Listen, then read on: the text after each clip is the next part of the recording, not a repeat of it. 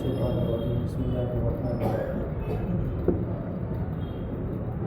تبارك الذي نزل الفرقان على عبده ليكون للعالمين نذيرا الذي له ملك السماوات والأرض ولم يتخذ ولدا ولم يكن له شريك في الملك وخلق كل شيء فقدره تقديرا واتخذ من دونه آلهة لا يخلقون شيئا وهم يخلقون ولا يملكون لأنفسهم ضرا ولا نفعا ولا يملكون موتا ولا حياة ولا نشورا وقال الذين كفروا إن هذا إلا إفك افتراه وأعانه عليه قوم آخرون فقد جاءوا ظلما وزورا صدق اللہ العظیم.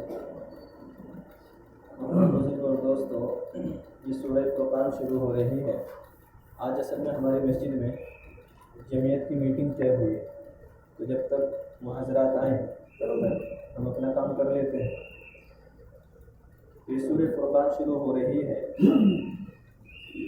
سورہ فرقان میں اللہ تبارک و تعالیٰ نے قرآن کریم کی عظمت اور نبی علیہ السلام کی رسالت کی حقانیت اور اللہ تبارک و تعالیٰ کے کافروں کے سوالوں کے جواب دیے ہیں جو قرآن کریم کے اوپر لوگوں نے کیے.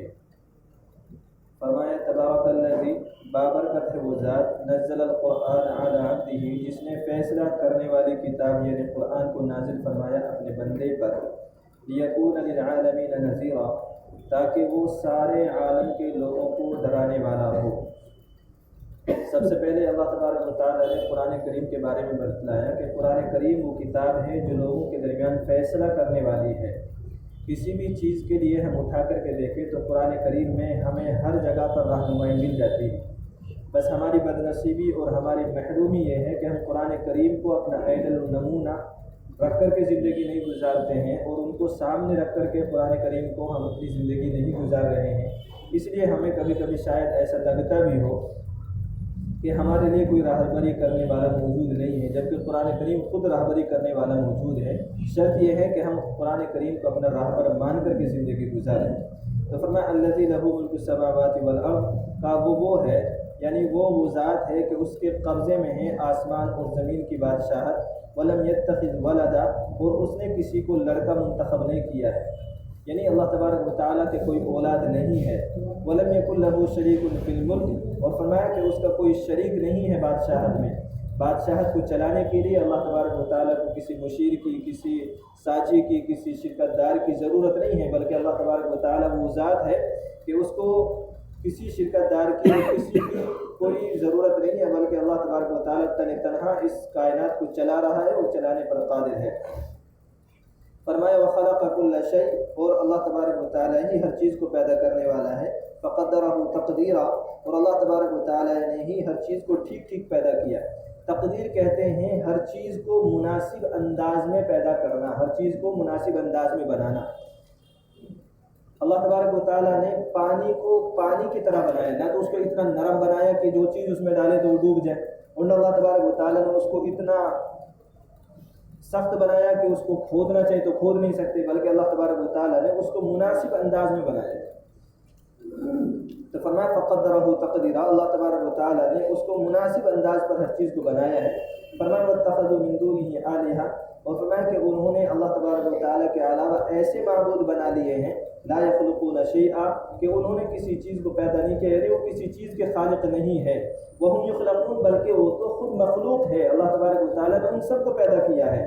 اولا یملکون لانفسہم ضرا ولا نفعا، تاکہ وہ نہ تو اپنے لیے کسی نفع نقصان کے مالک ہیں، وہ دوسرے کو کیا نفع نقصان پہنچائیں گے، وہ خود اپنے نفع نقصان پہنچانے کے مالک نہیں ہیں. ولا یملکون موتا ولا حیاتا ولا نشورا، وہ فرمایا کہ وہ نہ زندگی، نہ موت کے مالک ہیں، نہ زندگی کے مالک ہیں، اور نہ دوبارہ سے اٹھائے جانے پر، جی اٹھنے پر وہ مالک ہے. وہ کسی چیز کے مالک نہیں. کہ اللہ تبارک و تعالیٰ ہر چیز کے مالک ہے. جنہوں نے ان کو معبود بنا رکھا ہے وہ اپنے لیے نفع نقصان کے مالک نہیں، تو باقی کس چیز کے نفع نقصان کے مالک ہوں گے.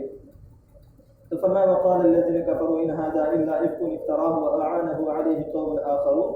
فرمایا کہ یہ کافر لوگ کہتے ہیں کہ یہ کچھ بھی نہیں ہے، یعنی قرآن کریم کے بارے میں کہتے ہیں کہ قرآن صرف اور صرف جھوٹ ہی جھوٹ ہے، جس کو محمد عربی صلی اللہ علیہ وسلم نے نعوذ باللہ گھڑ لیا ہے.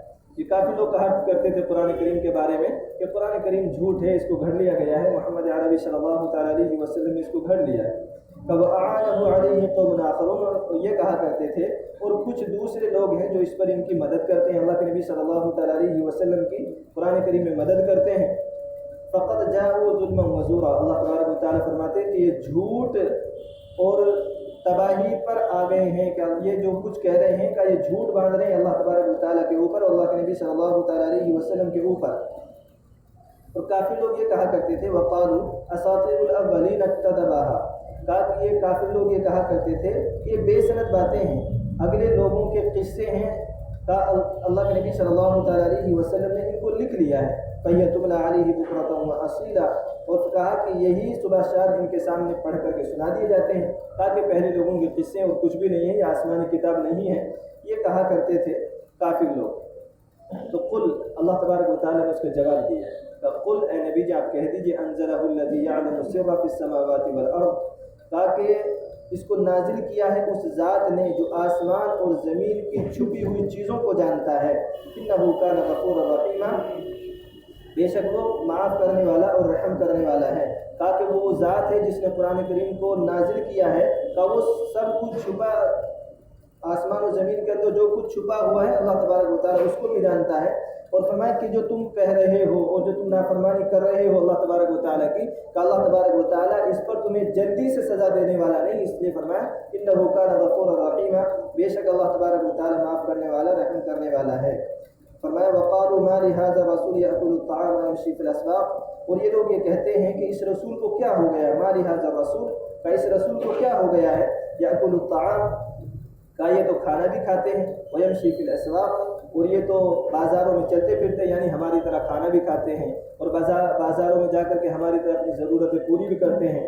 فَلَوْلَا أُنزِلَ إِلَيْهِ مَلَكٌ, تاکہ یہ تو فرشتے ہونے چاہیے تھے. اور یہ فرمایا کہ اگر یہ فرشتے بھی نہیں ہوتے, کافی لوگ یہ کہا کرتے تھے کہ ہماری طرح کھانے پینے والا انسان, چلنے پھرنے والا انسان نبی کیسے ہو سکتا ہے, تاکہ یہ فرشتے ہوتے, اور اگر فرشتے نہ بھی ہوتے تو کم سے کم اتنا ہوتا لولا انزل الیہ ملک, کہ ان کے پاس ایک فرشتے کو نازل کر دیا جاتا, ان کا ایک فرشتہ ان کے ساتھ لگا دیا جاتا, فَيَكُونُ مَعَهُ نَذِيرًا, تاکہ وہ اس کے ساتھ, ان کے ساتھ ڈرانے والا ہوتا ہے. یعنی نبی علیہ السلام کے ساتھ اس فرشتے کا کام یہ ہوتا کہ وہ فرشتہ ان کے ساتھ ڈرایا کرتا لوگوں کو, کہ ان کے ساتھ اللہ تبارک و تعالیٰ فرشتہ ہی لگا دیتا تو ہم ان کو رسول اور نبی مان لیتے. فرمایا او یلقا الیہ کنز, یا یہ کہ ان کے پاس, او یلقا الیہ کنز, یا یہ کہ ان کے پاس خزانے کو ڈال دیا جاتا, ان کے اوپر ان کے پاس خزانوں کے ڈھیر لگا دیے جاتے. او تکون لہ جنت یأکل منہا, یا ان کے پاس باغ ہوتا جس میں سے کھاتے, یعنی بہت مالدار ہوتے, تو پھر ہم ان کی رسالت کو کا اقرار کر لیتے. فرمایا وقال الظالمون ان تتبعون الا رجلا مسحورا, فرمایا کہ ظالم لوگ کہتے ہیں کہ کچھ بھی نہیں ہے, یہ مسحور کن آدمی کے اتباع کرنے پر لگے ہوئے, کہیں کہ محمد عربی صلی اللہ تعالیٰ علیہ وسلم جن کے پیچھے چل رہے ہیں کہ وہ سلب العقل ہے, کہ ان کے اوپر جادو کر کے ان کی عقل کو نعوذ باللہ خراب کر دیا گیا ہے, کہ یہ سب لوگ ان کی اتباع کر رہے ہیں. انظر, اللہ تبارک و تعالیٰ فرمایا اپنے حبیب محمد عربی صلی اللہ تعالیٰ علیہ وسلم سے, انظر, کہ آپ دیکھیے, کیف ضربوا لک الامثال فضلوا فلا یستطیعون سبیلا, یہ آپ کے لیے کیسی باتیں پیش کرتے ہیں, آپ کے لیے کیسی مثالیں پیش کرتے ہیں, آپ کو کیا کیا کہتے ہیں. فضلوا, فرمایا کہ یہ گمراہ ہو چکے ہیں. فلا یستطیعون سبیلا, فرمایا کہ ان کے لیے اب کوئی راستہ نہیں مل سکتا ہے, ان کو کوئی راستہ حاصل نہیں ہو سکتا ہے. اللہ تبارک و تعالیٰ مجھے آپ کو کرنا آسان فرمائے. سبحان ربک رب العزت عما یصفون وسلام علی المرسلین والحمد للہ رب العالمین.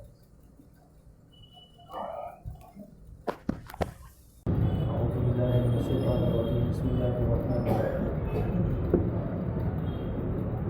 تبارک الذی نزل الفرقان علی عبده لیکون